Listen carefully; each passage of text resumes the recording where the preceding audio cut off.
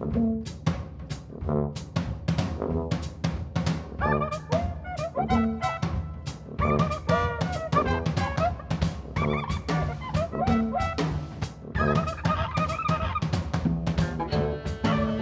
Audio presents Squirrel Seeks Chipmunk, written by David Sedaris.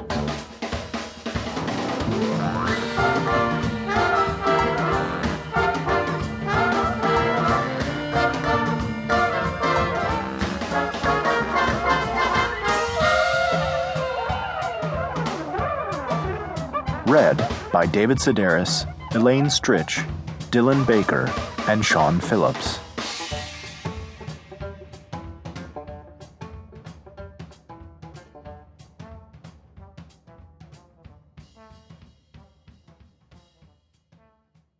The Cat and the Baboon. The cat had a party to attend and went to the baboon to get herself groomed. "What kind of party?" the baboon asked, and she massaged the cat's neck in order to relax her, the way she did with all her customers. "Hope it's not that harvest dance down on the riverbank. My sister went last year and said she'd never seen such rowdiness. Said a fight broke out between two possums, and one gal, the wife of one of the other, got pushed onto a stump and knocked out 4 teeth. And they were pretty ones, too. None of this yellowness you find on most things that eat trash." The cat shuddered. "No," she said. "This is just a little get-together, a few friends, that type of thing." "Will there be food?" the baboon asked. "Something," the cat sighed. "I just don't know what." "Course it's hard," the baboon said. "Everybody eating different things. You got one who likes leaves, and another who can't stand the sight of them. Folks have gotten so picky nowadays, I just lay out some peanuts and figure they either eat 'em or they don't." "Now, I wouldn't like a peanut," the cat said. "Not at all." "Well, I guess you just have drinks then. The trick is knowing when to stop." "That's never been a problem for me," the cat boasted. "I drink until I'm full, and then I push myself away from the table. Always have." "Well, you've got sense then. Not like some of them around here." The baboon picked a flea from the cat's head and stuck it gingerly between her teeth. "Take this wedding I went to last Saturday, I think it was. Couple of marsh rabbits got married. You probably heard about it?" The cat nodded. "Now, I like a church service, but this one was one of those write-your-own-vows sort of things. Neither of them had ever picked up a pen in their life, and all of a sudden they're poets, right? Like that's all it takes, being in love." "My husband and I wrote our own vows," the cat said defensively.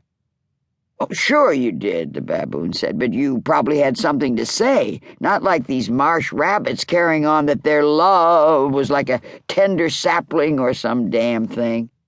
And all the while they had this squirrel off to the side, plucking at a harp, I think it was." "I had a harp player at my wedding," the cat said, "and it was lovely." "I bet it was, but you probably hired a professional, someone who could really play. This squirrel, I don't think she'd taken a lesson in her life, just clawed at those strings almost like she was mad at 'em." "Well, I'm sure she tried her best," the cat said. The baboon nodded and smiled, the way one must in the service industry.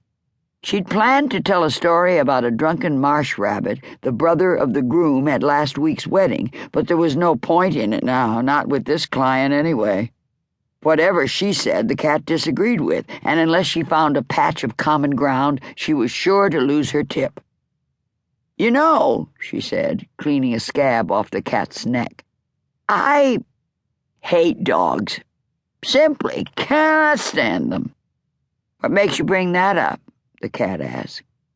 "Just thinking," the baboon said. "Some kind of spaniel mix walked in yesterday asking for a shampoo, and I sent him packing. Said, I don't care how much money you have, I'm not making conversation with anyone who licks his own ass." And the moment she said it, she realized her mistake. "Now what's wrong with that?" the cat protested. "It's good to have a clean anus. Why, I lick mine at least 5 times a day."